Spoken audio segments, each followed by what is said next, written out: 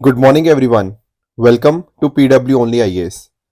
दोस्तों, आप सभी जानते हैं कि इजराइल और हमास इनके बीच में जो जंग चल रही है पिछले लगभग 7 से 8 महीने से लगातार जारी है। अब ऐसे टाइम के अंदर इजिप्ट और कतर इनके द्वारा एक सीज फायर प्रपोजल दिया गया, जिसको हमास ने एक्सेप्ट भी कर लिया है। हालांकि इजराइल ने अभी इस डील के ऊपर कमेंट नहीं किया है, पर अगर इजराइल इसके ऊपर अग्री कर जाता है तो एक तरह से हम स्टेज्ड मैनर के अंदर हम एक्सपेक्ट कर सकते हैं कि ये जो इजराइल और हमास के बीच की जंग थी, ये धीरे धीरे करके हो सकता है खत्म हो सकती है। और जब लोगों के अंदर ये जानकारी मिली, जो लोग कहीं ना कहीं राफा में रह रहे हैं, जो राइट, उनको काफी ज्यादा खुशी इसके रिगार्डिंग देखने को मिली यहाँ पर। तो देखने वाली बात होगी कि इसराइल इस डील के ऊपर क्या बोलता है, या फिर अभी भी वो जंग को जारी रखता है। That is something to be seen in the coming days. दोस्तों, डेट है आज की 7 मई 2024 एंड आप सभी का स्वागत है आज के प्रीलिम बूस्टर न्यूज डिस्कशन के अंदर। पहला हमारा टॉपिक है विद रिगार्ड्स टू स्त्री धन। दोस्तों, स्त्री धन का मीनिंग आप जानते होंगे। जब हम बात करते हैं स्त्री, उसका मतलब होता है एक महिला, और धन का मतलब होता है आपका पैसा या प्रॉपर्टी, जो भी आप कहना चाहो। तो स्त्री धन के अंदर क्या क्या चीजें आती हैं? यहां पर मान लीजिए एक महिला को उसकी शादी से पहले या फिर शादी के समय के ऊपर, या बच्चे के जन्म के ऊपर, या फिर विडोहुड के समय के ऊपर कुछ भी गिफ्ट, मनी, प्रॉपर्टी, ये जो भी चीजें महिला को मिलती हैं, वो सारी चीजें स्त्री धन के अंतर्गत आ जाती हैं। मेजरली जो इसमें इंक्लूड होता है ना, मान लो उसको कुछ पेरेंट्स से, रिलेटिव से या इन लॉ से कुछ मिलता है, वो सारी चीजें आप स्त्री धन के अंदर इंक्लूड कर लेते हो। अब हुआ पता क्या, सुप्रीम कोर्ट के अंदर एक मुद्दा गया, Maya Gopinathan versus Anoop SP. Supreme Court ने इस मुद्दे के अंदर बोला कि देखो, जो स्त्री धन है ना, वो महिला का एब्सोल्यूट प्रॉपर्टी है, राइट। वो उसका जो करना चाहे वो उसकी मर्जी है। एट द सेम टाइम जो उस महिला के हस्बैंड होंगे, हस्बैंड का उसके ऊपर कोई कंट्रोल नहीं है स्त्री धन के ऊपर। हालांकि वो कुछ डिस्ट्रेस के समय के ऊपर, कुछ बहुत मुश्किल परिस्थितियों के अंदर उसका यूज कर सकते हैं, पर फुल कंट्रोल किसका होगा? उस महिला का ही होगा। ठीक है ना। अगर मान लो कुछ भी वो उसको यूज करता है डिस्ट्रेस के टाइम के ऊपर, तो उसकी मॉरल रिस्पॉन्सिबिलिटी बनती है उसको रीइम्बर्स करने की। इनफैक्ट ना, सुप्रीम कोर्ट ने ये भी बोला कि एक 1997 का केस है, रश्मि कुमार वर्सेस महेश कुमार भाडा। इसके अंदर भी यहाँ पर सुप्रीम कोर्ट ने देखा इस पर्टिकुलर केस के अंदर कि यहाँ पर भी हमने यही बोला था कि स्त्री धन प्रॉपर्टी वाइफ और हस्बैंड दोनों की जॉइंट प्रॉपर्टी नहीं है। It is the sole sole property of the women. Absolute property किसकी है? महिला की ही है। जो हस्बैंड है उसका कोई इंडिपेंडेंट डोमिनियन उस प्रॉपर्टी के ऊपर नहीं देखने को मिलता। ठीक है ना। तो ये चीजें आपको यहाँ पे पता होनी चाहिए। अब स्त्री धन एक्वायर कैसे किया जा सकता है? अलग अलग चीजें हो सकती हैं, जैसे फॉर एग्जांपल इस पिक्चर में आप देख भी सकते हो, कुछ गिफ्ट मिले, कुछ रिक्वेस्ट मिले, ठीक है ना। या फिर इसके अलावा अगर आप नोटिस करो, अलग अलग तरीके से उसने, महिला ने कुछ कमाया हो, कुछ उनके पर्सनल एफर्ट्स हो, या फिर मान लो स्त्री धन से उन्होंने कुछ एसेट खरीद लिया। मान लो उनको उनके पेरेंट्स ने 10 लाख रुपए दिए थे, एंड उन्होंने 6 महीने बाद जाके 10 लाख की गाड़ी खरीद ली। तो ये भी सारी स्त्री धन के अंदर ही इंक्लूड रहेंगी। बहुत सारे लॉज है हमारे जो स्त्री धन के साथ रिलेट करते हैं, जैसे for example section 14 of the Hindu succession act, and साथ साथ section 27 of Hindu marriage act 1995, sorry 1955। इसके अंदर बात करा गया है कि महिला के जो स्त्री धन है उसका प्रोटेक्टेड है इन पर्टिकुलर लॉज के अंतर्गत। अगर मान लीजिए महिला ने अपना जो पैसा था वो अपनी हस्बैंड की या इन लॉज की कस्टडी में रखा भी है ना, तब भी ऐसे ही माना जाएगा कि हस्बैंड या इन लॉज वो उस पैसे के ट्रस्टीज होंगे, एंड जब महिला की डिमांड करेगी तो अकॉर्डिंगली उनको पैसा रिटर्न करना पड़ेगा। इसके अलावा 2005 का डोमेस्टिक वायलेंस एक्ट आपके सामने है कि महिला को स्त्री धन का राइट है even she is the case of victim of domestic violence. साथ ही साथ अगर आप नोटिस करोगे ना कि जैसे फॉर एग्जांपल हम बात करते हैं डोमेस्टिक वायलेंस एक्ट की ही, तो यहाँ पर अलग अलग तरह के अब्यूजेस बताए गए हैं। फिजिकल अब्यूज हो गया, सेक्सुअल अब्यूज हो गया। उसी तरह से जो टर्म इकोनॉमिक अब्यूज है ना, वो भी इस एक्ट के अंतर्गत प्रोवाइड किया गया है। तो वुमेन को बिल्कुल एंटाइटल्ड है, उसकी स्त्री धन, उसका ज्वेलरी, क्लोथ्स, ये सारी चीजें का पोजेशन उसके अंतर्गत ही उसको एंटाइटल्ड पूरी तरह से यहाँ हमें देखने को मिल जाएगा। इसके साथ में अगर आप नोटिस करो तो पहली बात तो यही है कि इससे कहीं ना कहीं महिला का स्टेटस बढ़ता है, उसकी सेंस ऑफ अथॉरिटी आती है कि हाँ यार, मैं भी कुछ ना कुछ कर सकती हूँ, एक इंडिपेंडेंस आती है, एम्पावरमेंट होती है वुमेन की। इसके अलावा अगर आप नोटिस करो कि मान लो कोई महिला बिना अपनी विल लिखे मर जाती है, इंटीस्टेट का मतलब होता है विल, ठीक है, बिना किसी विल लिखे कोई पर्सन अगर उसकी डेथ हो जाती है, उसको कहते हैं। ऐसे केस में जो पैसा होगा ना, वो उसके जो भी वारिस होंगे, जैसे मान लो उसके बच्चे होंगे, तो उनको यहाँ पे उनका राइट मिल जाएगा। साथ में ही उन्हीं को प्रॉपर पूरा कंप्लीट मैनेजमेंट उसी का ही होता है। एंड अगर वो चाहे तो किसी भी समय के ऊपर अपनी मर्जी के साथ उस पैसे को या उस स्त्री धन को वो सरेंडर भी कर सकती है। तो ये कुछ पॉइंटर्स थे स्त्री धन के रिगार्डिंग जो आपको जानने चाहिए थे। नेक्स्ट टॉपिक हम डिस्कस करते हैं, that is with regards to गोल्डीन। देखो आप लोगों ने ना एलोट्रोप्स सुने होंगे, राइट? जैसे फॉर एग्जांपल यहां पर आपको मेरे सामने 3 कार्बन के एलोट्रोप्स देखने को मिल रहे होंगे, ग्रेफाइट, डायमंड, बकमिस्टर फुलरिन, ठीक है, C60 भी आप जानते होंगे। तो ये सब क्या है? इन सबको बोलते हैं एलोट्रोप्स। है तो ये सारे कार्बन के, बिल्कुल सही बात है। अब यहां पर ना आप नोटिस करो, जो अलग अलग एलोट्रोप्स होते हैं इनकी केमिकल प्रॉपर्टीज तो सेम होती हैं, पर आपकी जो फिजिकल प्रॉपर्टीज होती हैं वो बदल जाती हैं। बेसिकली क्या होता है ना, एक केमिकल एलिमेंट जब कहीं ना कहीं अलग अलग फॉर्म्स के अंदर एग्जिस्ट करता है, जहां पर आपका अरेंजमेंट अलग अलग होता है, उनको हम बोलते हैं एलोट्रोप्स। जैसे कार्बन का मैंने आपको बताया, इसी तरह से फॉस्फोरस भी होता है, इसी तरह से आपको सल्फर भी आपको देखने को मिल जाएगा, उनकी आपकी एलोट्रोपिक फॉर्म्स आपको देखने को मिल जाएंगी। इन अ सिमिलर मैनर यहां पर क्या हुआ ना, रिसर्चर्स ने पहली बार एक super thin sheet of gold बनाई है जो केवल 1 एटम थिक है।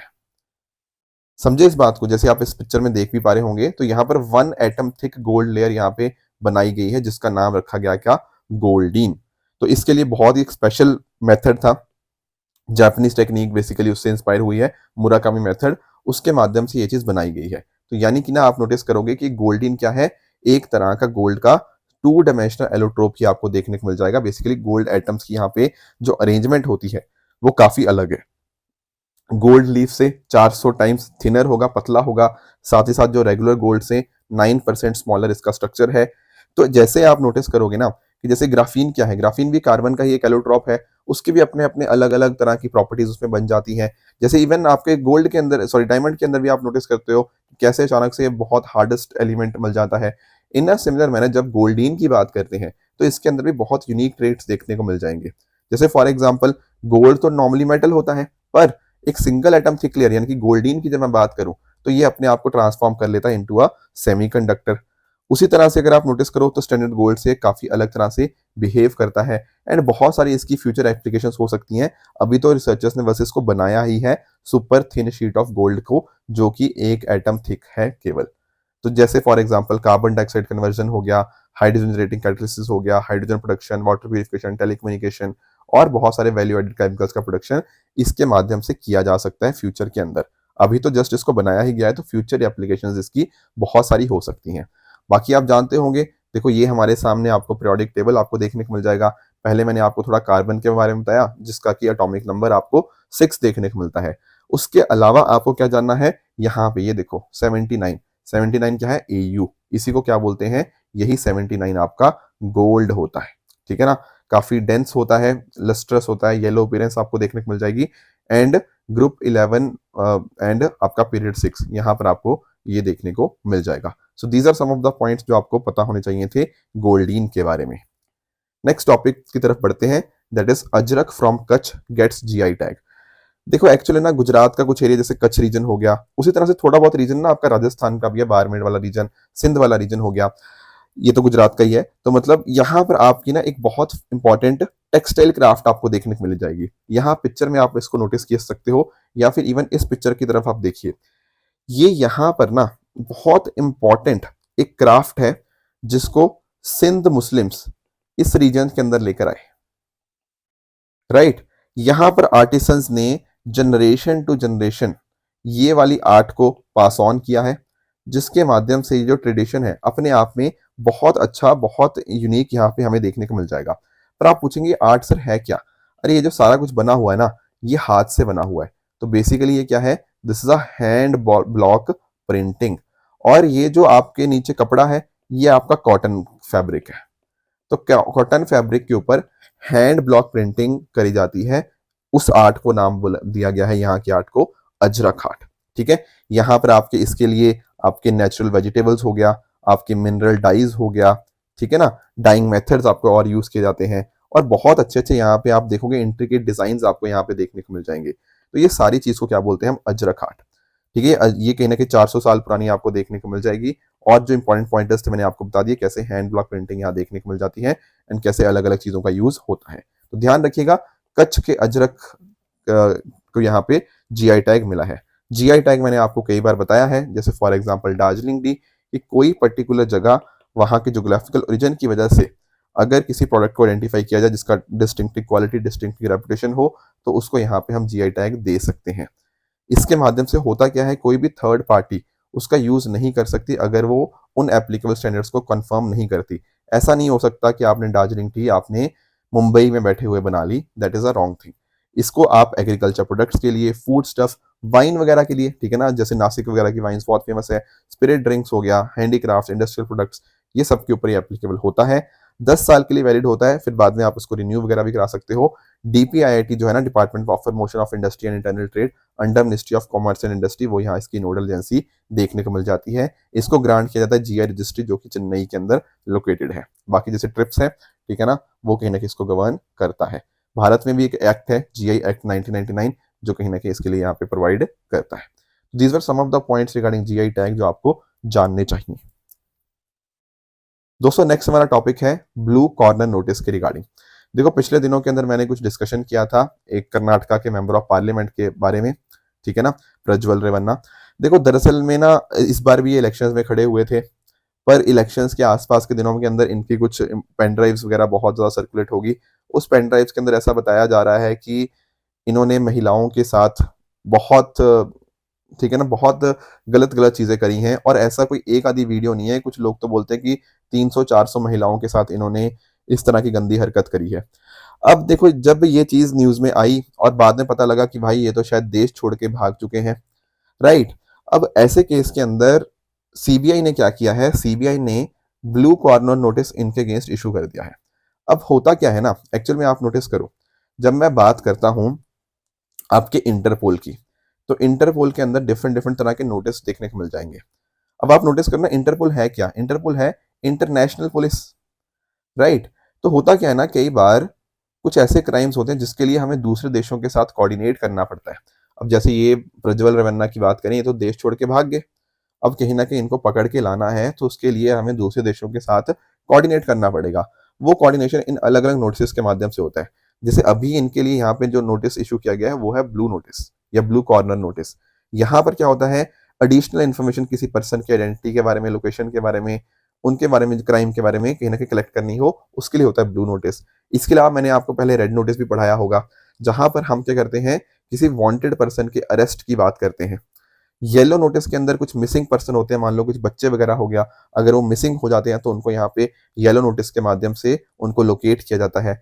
ब्लैक नोटिस के अंदर अनआइडेंटिफाइड बॉडीज, मान लो डेड बॉडीज है, उन कोई उसकी पहचान नहीं कर रहा, कोई शिनाख्त नहीं कर पा रहा, तो यहाँ पे ब्लैक नोटिस उसके लिए इशू किया जाता है। ग्रीन नोटिस के अंदर कुछ वार्निंग और इंटेलिजेंस देनी होती है, किस तरह के क्रिमिनल ऑफेंसेस हैं। अगर मान लो एक कंट्री में उसने एक पर्टिकुलर मॉडस ऑपरेंडी यूज किया है, वो कहीं और ना कर ले। हालांकि मॉडस ऑपरेंडी वाली जो ज्यादा इन्फॉर्मेशन है वो आपकी पर्पल नोटिस में आती है, पर इसके अंदर भी आप इंटेलिजेंस वगैरह शेयर करते हो। ऑरेंज नोटिस के अंदर क्या होता है, किसी इवेंट, किसी पर्सन के बारे में वार्निंग देनी हो, एंड इसके अलावा आप नोटिस और भी कर पाओगे, स्पेशल नोटिस वगैरह भी। तो these are some of the important notice. तो अभी क्या इशू किया गया है, ब्लू कॉर्नर नोटिस, ठीक है ना। तो जैसा मैंने आपको बताया, कलर कोडेड इस तरह से नोटिस होते हैं जो कि कहीं ना कहीं इन्फॉर्मेशन एक्सेस उसके माध्यम से एडिशनल इन्फॉर्मेशन के बारे में कलेक्ट की जाती है, ठीक है, आइडेंटिटी वेरिफिकेशन के लिए होते हैं। एंड साथ ही साथ क्रिमिनल चार्जेस फाइल करने से या तो पहले या जस्ट उसके बाद यहाँ पे ब्लू नोटिस को इशू किया जा सकता है। बाकी आप जानते होंगे international criminal police organisation Interpol के बारे में, इसको 1923 में फॉर्म किया गया था as ICPC, international criminal police commission. फिर बाद में इसको थोड़ा बदल दिया गया था, इसका नया कॉन्स्टिट्यूशन अडॉप्ट किया गया था 1956 के अंदर, तब उसका नाम रख दिया गया इंटरपोल। तो इस तरह से दुनिया भर में पुलिस कॉपरेशन हमें देखने को मिल जाती है। भारत में जो सीबीआई है ना, सेंट्रल ब्यूरो ऑफ इन्वेस्टिगेशन, वो कहीं ना कहीं ऐसे नोडल पॉइंट ऑफ कॉन्टेक्ट की तरह काम करती है, as a national centre bureau की तरह। इसके इंटरपोल के हेडक्वार्टर्स आपको लियोन फ्रांस में देखने को मिल जाएंगे। टोटल 196 मेंबर्स हैं एज ऑन डेट, एंड इसकी आप ऑफिशियल लैंग्वेजेस देख पाओगे, अरेबिक, फ्रेंच, इंग्लिश और स्पेनिश। तो इस तरह से उस मेंबर कंट्री के रिक्वेस्ट के ऊपर नोटिस को इशू किया जाता है, एंड फिर सारी कंट्रीज को यहाँ पे नोटिस पहुंचा दिया जाता है, उनको ये इन्फॉर्मेशन अवेलेबल करवा दी जाती है। दोस्तों नेक्स्ट हमारा टॉपिक है ईटा एक्यूराइड मीटियोर शावर। पहले ना मैं आपको एक काम करता हूँ, थोड़ा मैं आपको पहले कॉमेट्स के बारे में समझा देता हूँ, पहले बेसिक्स हम अपने रिवाइज कर लेते हैं, ज्योग्राफी के कॉन्सेप्ट्स। देखो कॉमेट्स क्या होते हैं, this are a mixture of dust, rocks and ice. अब आईसी लेफ्ट ओवर्स होते हैं हमारे, जब कहीं ना कहीं सोलर सिस्टम फॉर्म हुआ था 4.6 बिलियन ईयर्स गो, तो इनके अंदर आपका डस्ट, रॉक्स, आइस आपको ये देखने को मिल जाएगा। अब ये जो आपके कॉमेट्स होते हैं ना, ये सन के आसपास चक्कर लगाते हैं एलिप्टिकल ऑर्बिट के अंदर, ठीक है। कई बार कुछ कुछ ऐसे कॉमेट्स हो सकते हैं जो हजारों सालों के अंदर इस तरह से सन के आसपास चक्कर लगाएं। कुछ कॉमेट्स छोटे होते हैं, कुछ थोड़े बड़े भी होते हैं, पर ज्यादातर अगर आप कॉमेट्स की बात करें तो 10 किलोमीटर वाइड आपको देखने को मिल जाएंगे। जैसे जैसे ये कॉमेट सन के पास में जाते हैं ना, तो सन की हीट की वजह से ये हीट अप हो जाते हैं एंड गैसेस और डस्ट को शूट करने लग जाते हैं।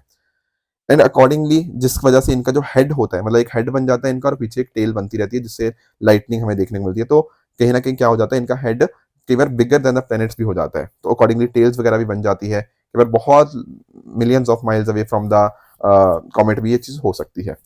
अब नासा के हिसाब से दुनिया भर में 3910 कॉमेट्स अभी तक आइडेंटिफाई हो चुके हैं, पर हालांकि ये जो नंबर ऑफ कॉमेट्स है ये शायद बिलियंस में जाएंगे, क्योंकि आप नोटिस करो नेपच्यून के बाद में जो हमारी क्यूपियर बेल्ट यहाँ पे स्टार्ट होती है, यहाँ पर ऐसा बताया जा रहा है कि बिलियंस ऑफ कॉमेट हमें देखने को मिल सकते हैं। ये बात तो हुई कॉमेट्स की, पर हम कॉमेट के साथ साथ ना हमें बात करनी है मीटियोर शॉवर्स की। ये क्या होता है, देखो जब हम बात करते हैं कॉमेट्स की, तो मैंने आपको कॉमेट्स तो आपको बता दिया। तो जो डेब्रीज होता है ना, जो कहीं ना कहीं वेस्ट वगैरह होता है, वो कहीं ना कहीं डेब्री जो कॉमेट का होता है वो बर्न अप हो जाता है अर्थ एटमोस्फेयर के अंदर, जिस वजह से हमें शूटिंग विजिबल स्ट्रीक्स देखने को मिलती हैं। हम कई बार बोलते हैं ना यार, तारा टूटता हुआ गिर रहा है, मतलब तारा टूट के गिर रहा है नीचे को, राइट। वो कहीं ना कहीं क्या होता है, वो एक विजिबल स्ट्रीक होती है, वो एक शूटिंग स्टार इनको बोला जाता है। वही चीज क्या होती है, मीटियोर्स होते हैं, ठीक है ना। उनकी बर्निंग ही हमें कहीं ना कहीं ऐसा दिखाती है कि जैसे तारा गिरता हुआ है, ठीक है। तारा नहीं गिरता, वो मीटियोर ही होता है, ठीक है। अब मीटियोर्स कुछ तो ऐसे होते हैं जो कहीं ना कहीं आप नोटिस करोगे कि डस्ट और रॉक के टाइनी बिट्स हमें देखने को मिल जाएंगे। अब कुछ तो मीटियोर ऐसे होंगे जो शायद कहीं ना कहीं धरती तक पहुंच नहीं पाएंगे, पर जो धरती तक पहुंच पाते हैं, सरवाइव करते हैं और ग्राउंड को हिट करते हैं, उनको हम नाम जानते हैं क्या, मीटियोराइट्स के नाम से, ठीक है ना। और मैंने आपको बता दिया किस तरह से मीटियोर शावर होता है। जब कहीं ना कहीं मान लो हम धरती के बिल्कुल पास, मतलब धरती काफी इस ऑर्बिटल प्लेन, कॉमेट के ऑर्बिटल प्लेन के पास में से निकलती है, तब कहीं ना कहीं हमें जो भी डेब्रिस वगैरह है ना, वो इनकाउंटर होता हुआ देखने को मिलेगा, जहां पर हमें इस तरह की कुछ विजिबल स्ट्रीक्स हमें देखने को मिल जाएगी, जैसे यहाँ पर आप नोटिस कर पा रहे होंगे इस पिक्चर के अंदर, ठीक है। ये बेसिक्स तो हमने सर ज्योग्राफी में पढ़े थे। अब थोड़ा आते हैं ईटा एक्वाराइड मीटियोर शावर की रिगार्डिंग। देखो हर साल क्या होता है ना, ये ईटा एक्वाराइड मीटियोर शावर हमें देखने को मिलता है अप्रोक्सीमेटली अप्रैल और मई के टाइम के ऊपर। तो 5 और 6 मई को ये अपने पीक के ऊपर था जब हमें इस तरह की सिचुएशंस देखने को मिली। अब होता क्या है, साल में 2 एनुअल शावर्स हमें देखने को मिलते हैं मेजरली। एक आपका ईटा एक्वाराइड हो गया एंड दूसरा आपका होता है ओरियनॉइड, राइट। अब ये जो होते हैं ना, ये दोनों के दोनों ये आपके कहाँ से आते हैं, ये हेलिस कॉमेट से की वजह से होते हैं। अब हेलिस कॉमेट क्या है, जैसे मैंने आपको क्या बताया, देखो कॉमेट क्या है, एक सन के आसपास इलिप्टिकल ऑर्बिट के अंदर एक आपको ऑब्जेक्ट देखने को मिल जाएगा, उसको हमने कॉमेट बोला। तो यहाँ पर जो हेलिस कॉमेट होता है ना, ये अर्थ के राउंड ऑर्बिट करता है एवरी 76 ईयर्स, एंड इसकी डेब्रिस की वजह से कहीं ना कहीं क्या क्रिएट होता है, ये ईटा एक्वाराइड मीटियोर शावर। समझे इस बात को, जब कहीं ना कहीं अर्थ इस पर्टिकुलर हेलिस कॉमेट के ऑर्बिट को इंटरसेक्ट करती है ना, उस वजह से हमें ये ईटा एक्वाराइड मीटियोर शावर देखने को मिल जाएगा। 1705 के अंदर एडमंड हेली जी के द्वारा, नॉट हिलरी, एडमंड हेली के द्वारा यहाँ पर इसको डिस्कवर किया गया था। उनके नाम के ऊपर फिर हेलिस कॉमेट को रख दिया गया। पिछली बार ये 1986 के अंदर अपीयर हुआ था, अब अगली बार ये अपीयर होगा 2061 के अंदर। दूसरा मैंने आपको बताया ओरियनॉइड जो मीटियोर शावर होता है वो अक्टूबर में जनरली अकर करता है, वो भी कहीं ना कहीं हेलिस कॉमेट के डेब्रिस से ही कॉज होता है, राइट। यहाँ पर आप नोटिस कर पाओगे इनकी ग्लोइंग ट्रेल्स वगैरह देखने को मिल जाएंगी। इनकी स्पीड की अगर हम बात करें तो 66 किलोमीटर पर सेकंड या फिर 2.73 लाख किलोमीटर पर आवर की स्पीड से ये एटमॉस्फेयर के अंदर मूव करते हैं। ड्यूरेशन एंड इनका पीक पीरियड आप नोटिस कर पाओगे कि अप्रैल से लेकर मई वाला जो टाइम होता है उसी टाइम के ऊपर देखने को मिलते हैं। एंड जो मेजर एरियाज हैं जहां से इनको अच्छे से देखा जा सकता है, वो आपका Indonesia, Australia, in the southern hemisphere के अंदर आप इनको अच्छे से देख सकते हो। नॉर्दर्न हेमिस्फेयर के अंदर और भी कुछ दिक्कतें आती हैं कि जो मीटियोर्स वगैरह होते हैं वो ऐसा लगता है कि अर्थ सरफेस के साथ ही स्किम कर रहे हैं। साउदर्न हेमिस्फेयर के अंदर थोड़ी क्लियर स्काई होती है, तो कहीं ना कहीं अच्छे से चीजों को देखा जा सकता है। तो ये था ईटा इक्वराइड मीटियोर शावर जो हमें डिस्कस करना था। आई होप ये टॉपिक आप समझ गए होंगे। कल मैंने आपको एक होमवर्क दिया था नटूना आइलैंड की रिगार्डिंग। देखो जब हम बात करते हैं ना नटूना आइलैंड की, तो ये यहाँ पर आप इसकी लोकेशन की यहाँ पे आप नोटिस कर पाओगे। यहाँ पर हम बात कर रहे हैं किसकी, हम इंडोनेशिया की बात कर रहे हैं। एक्चुअल में होता क्या है ना, होता दरअसल में ये है कि चाइना, आप जानते हो मैंने पिछले दिनों डिस्कस भी किया था कि चाइना बहुत सारी कन्फ्रंट्रेशन करने की कोशिश करता रहता है साउथ चाइना सी के अंदर, राइट। कई बार मैंने आपको पैरासल आइलैंड्स, स्प्रैटली आइलैंड्स और स्कारबरा शोल के बारे में बताया है with regards to South China Sea. पर ये जो टूना आइलैंड की बात करें ना, तो चाइना की कई बार फिशिंग वेसल्स हो गया, ये सब कहीं ना कहीं इस रीजन के अंदर आती रहती हैं। तो इंडोनेशिया और चाइना के बीच में काफी मेजर कन्फ्लिक्ट का ये कारण बनती रहती है। तो ध्यान रखिएगा, ये साउथ चाइना सी के अंदर ही आपको ये रीजन देखने को मिल जाएगा। तो ओवरऑल आपको इसकी लोकेशन पता लग गई होगी। आज का आपका होमवर्क रहेगा लिप्टाको गोरमा रीजन। देखो एक चीज किसी बच्चे ने लिखा था कि सर थोड़ा प्लेस न्यूज को और डिटेल में समझाओ। देखो मैं समझ रहा हूँ, बट एक्चुअली में हमने ना ये पहले ऑलरेडी पढ़ रखी है, तो एक बेसिक आइडिया हमें अगर इन चीजों का होगा ना, दैट शुड बी फाइन। क्योंकि हम एक तरह से इसके माध्यम से चीजों की रिवीजन करने की कोशिश कर रहे हैं। चाहे लिप्टाको गोरमा हो गया, या कल हमने नदन सी रूट पढ़ा, ये सब पिछले दिनों के अंदर ही हमने प्रीलिम बूस्टर में डिस्कस किया था। तो एक क्विकली रिवीजन कर रहे हैं, चीजें आपने ऑलरेडी पढ़ी हुई हैं, बस वो रिवाइज करने की देरी थी, तो वो रिवीजन ही करवा रहे हैं। इट इज नॉट लाइक कि हम यहाँ पे हर मुद्दे को 10-10 मिनट तक डिस्कस करें, वो रेलेवेंट नहीं रहेगा, ठीक है ना। तो आई होप आप समझ गए होंगे नटूना आइलैंड भी, एंड आज का आप मुझे बताओगे कमेंट्स में लिप्टाको गोरमा रीजन के रिगार्डिंग। इसके साथ ही ट्रू फॉल्स के अंदर ये कुछ आपके होमवर्क रहेंगे, इनका आंसर भी आप मुझे कमेंट्स में नीचे आंसर बता सकते हो। कल मैंने जो आपको जो होमवर्क दिया था उसका आंसर डिस्कस कर लेते हैं।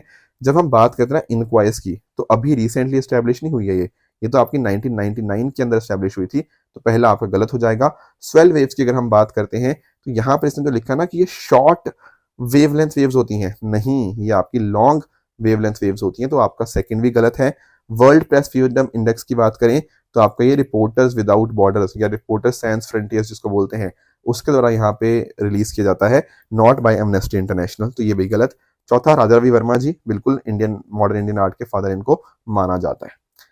इसके साथ ही आज का आपका होमवर्क रहेगा, एक होमवर्क है आपका एंशिएंट इंडिया के कुछ स्कॉलर्स या लिटरेचर्स के रिगार्डिंग, तो इसका आंसर मुझे आप कमेंट्स में बता सकते हो। दूसरा आपका होमवर्क रहेगा सस्टेनेबल डेवलपमेंट गोल्स के रिगार्डिंग। इजी क्वेश्चन है दोनों, आप कर सकते हो। इसके अलावा कल मैंने आपको जो होमवर्क दिया था, यहाँ पर आप नोटिस करोगे, ये आप पिक्चर के अंदर यहाँ पे आप नोटिस कर भी पाओगे, ये है आपकी 30 तारीख जो मैं रेड से मार्क कर रहा हूँ ना। यहाँ पर आप एक बार तीसरा स्टेटमेंट नोटिस करो, यहाँ पे कह रहा है कि ये डायरेक्टली फ्लो करती है बे ऑफ बंगाल के अंदर on the border of India and Bangladesh. आप खुद देख पा रहे होंगे कि जैसे यहाँ पे आप नोटिस करो ब्रह्मपुत्र हो गया, यहाँ पर इसके साथ ही मिलती हुई आगे जाके आप नोटिस कर पाओगे कि ये पद्मा रिवर के अंदर डायरेक्टली यहाँ पे मिलती है, ना कि डायरेक्टली बे ऑफ बंगाल के अंदर फ्लो करती है। तो तीसरा आपका बिल्कुल गलत हो जाएगा। इसके साथ में आप नोटिस कर पाओगे रिंगीत जो है वो कहीं ना कहीं डेफिनेटली सिक्किम के अंदर ओरिजिनेट होती है, एंड ये तीस्ता की ही ट्रिब्यूटरी है। पहले स्टेटमेंट की बात करें तो तीस्ता की अगर हम बात करें, तीस्ता तो देखो इसका जो सोर्स होता है वो तो सिक्किम के अंदर है, चुंगथांग हो गया, ठीक है ना, और इसका आपके ब्रह्मपुत्र का अलग है, ठीक है ना। तो ये पहला स्टेटमेंट भी आपका यहाँ पे गलत देखने को मिल जाएगा, राइट। तो आंसर आपका क्या बनेगा, option number B, two only will be the correct answer. इसके अलावा मैंने आपको होमवर्क दिया था माइक्रो बीड्स के रिगार्डिंग। देखो माइक्रो बीड्स ना अपने आप में बहुत ही छोटे छोटे आपको सॉलिड प्लास्टिक पार्टिकल्स आपको देखने को मिल जाते हैं। यहाँ पर आपकी जो भी different different personal care products हो गया, आपके टूथपेस्ट हो गया, आपकी बहुत सारी क्रीम्स वगैरह हो गया, उनके अंदर इनको यूज किया जाता है। पर मेजर जो इशू हमें देखने को मिलता है ना, वो होता है विद रिगार्ड्स टू एक्वेटिक या मेरीन इकोसिस्टम, क्योंकि इनको उनके लिए बहुत ही हार्मफुल कंसिडर किया जाता है, राइट। आपके फ्रेश वाटर, ओशन वाटर के अंदर जो भी आपके एनिमल्स होते हैं, एक्वेटिक एनिमल्स, उनके लिए एक मेजर थ्रेट यहाँ पे इनको कंसिडर किया गया है। तो पहला स्टेटमेंट इसके रिगार्डिंग बिल्कुल करेक्ट है। दोस्तों ये थी आज की डिस्कशन। अगर आपको इसकी पीडीएफ चाहिए तो आप हमारे Telegram channel PW only official पर जाके इसकी पीडीएफ डाउनलोड कर सकते हो, अपनी प्रेपरेशन को और भी बेहतर बना सकते हो। Thank you very much for the discussion.